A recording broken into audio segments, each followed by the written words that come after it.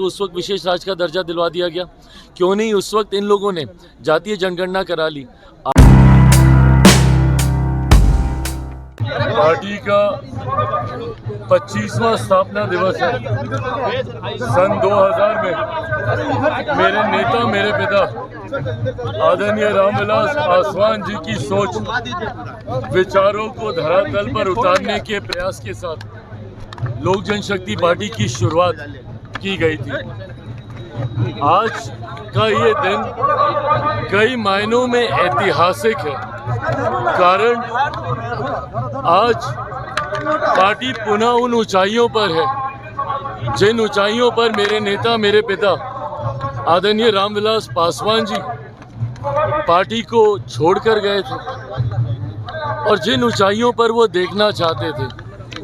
उनकी हमेशा से सोच रही कि लोक जनशक्ति पार्टी का विस्तार हो, और उनकी इसी सोच को आगे बढ़ाने के लक्ष्य के साथ उनके जाने के बाद निरंतरता में मैंने, मेरे पार्टी के हर एक नेता कार्यकर्ता ने कार्य करने का प्रयास किया।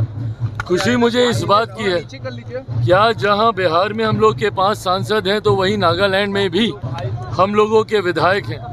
2 विधायक वहां पर हाल फिलहाल में हुए झारखंड में, उसमें भी हमारी पार्टी ने एक सीट पर एक ही पे लड़े, एक ही जीते, 100% स्ट्राइक रेट वहाँ पर भी आज हमारे पार्टी के विधायक हैं। मेरे नेता, मेरे पिता आदरणीय रामविलास पासवान जी ने चाहा था कि ये पार्टी राष्ट्रीय स्तर की पार्टी बने।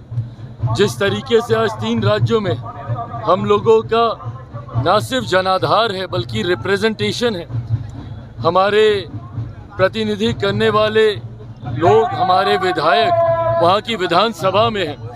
ऐसे में मैं मानता हूँ कि जल्द लोक जनशक्ति पार्टी रामविलास हमारे नेता के उस सपने को पूरा करेगी और जल्द एक राष्ट्रीय पार्टी के स्तर पर पार्टी अपने आप को स्थापित करने का कार्य करेगी।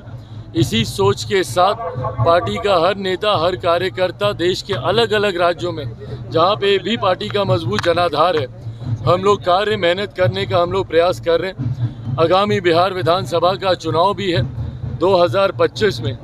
आज उसका भी कहीं ना कहीं शंखनाद श्री गणेश है। आज से उसकी भी तैयारी में पार्टी का एक प्रतिनिधि मंडल बहुत जल्द बिहार भर की यात्रा में, पूरे प्रदेश की यात्रा में निकलेगा, जहां अलग अलग जिलों में जाकर वहां पे प्रवास कर न सिर्फ संगठन की मजबूती को देखेगा बल्कि साथ ही संभावित प्रत्याशियों के चयन की प्रक्रिया को भी हम लोग आरंभ कर देंगे। लक्ष्य 2025 में 200 से 25 ज़्यादा सीटें जीतने का है और ये विश्वास हम लोग का उपचुनाव से आता है। उपचुनाव में जिस तरीके से बेहतरीन प्रदर्शन एनडीए गठबंधन का रहा, 100% स्ट्राइक रेट यहाँ पे भी रहा। 4 सीटें हमारा गठबंधन लड़ा, 4 की 4 सीटें हम लोगों ने जीतने का काम किया। तो मैं मानता हूँ कि आगामी चुनाव परिणामों के बाद जो हम लोग का लक्ष्य है 225 से ज़्यादा सीटें जीतने का, वो भी लक्ष्य प्रधानमंत्री नरेंद्र मोदी जी की सोच के साथ, हमारे मुख्यमंत्री आदरणीय नीतीश कुमार जी के परिश्रम और कार्यों के साथ हम लोग उस लक्ष्य को भी एनडीए गठबंधन सरलता से पूरा कर लेगा। चिराग जी, कोई ऐसी इच्छा जो अभी तक चिराग पासवान पूरा करना चाहते हैं? पिता की कोई ऐसी इच्छा जो चिराग पासवान अभी तक पूरा नहीं? पार्टी को राष्ट्रीय स्तर की पार्टी बनाना, बस इसमें थोड़ा सा जोर और लगाने की कसर बाकी है, बट मैं मानता हूँ। और साथ ही में उनके विचारों का प्रदेश बनाना, बिहार फर्स्ट, बिहारी फर्स्ट, अंतिम दिनों में उन्होंने ही इसको एक अंतिम रूपरेखा दी थी। तो बिहार फर्स्ट, बिहारी फर्स्ट के लक्ष्य को आगे लेते हुए अपनी पार्टी लोक जनशक्ति पार्टी रामविलास को राष्ट्रीय स्तर पर लेके जाना।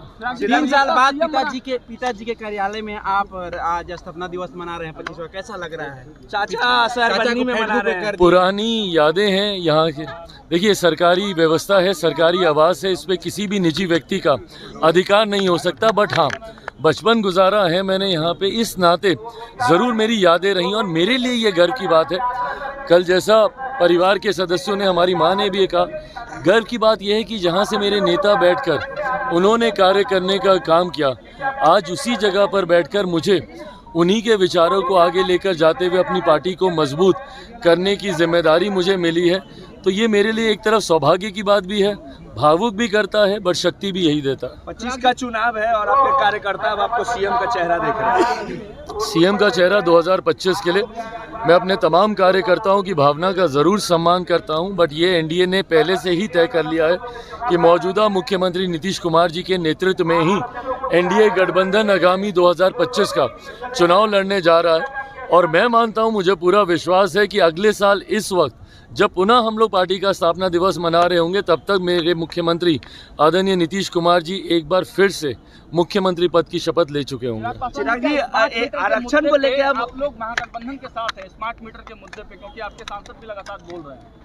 देखिए, कहीं पे अगर कुछ तकलीफ़ें हैं, जो दिक्कत है, गठबंधन साथी होने के नाते हम लोग की जिम्मेदारी बनती है कि सरकार तक वो विषय हम लोग पहुंचाने का हम लोग कार्य करें। इसका कतई मतलब नहीं है कि हम लोग किसी का साथ दे रहे हैं या किसी का हम लोग समर्थन कर रहे हैं, बट हाँ, अगर कोई ऐसे विषय हैं जहाँ जिसकी वजह से जनता को परेशानी है, उसको सरकार तक पहुँचाकर कैसे उसका समाधान ढूंढा जा सके, इस भूमिका में ज़रूर लोक जनशक्ति पार्टी सदन चला और अपोजिशन लगातार आरक्षण और जाति आधारित गणना कराने का देश भर में मांग कर रहा है। आप लोग की भी रही है कि देश भर में होनी चाहिए। क्या लगता है कि अब आरक्षण का मुद्दा फिर से अपोजिशन उठा रहा है, क्यों?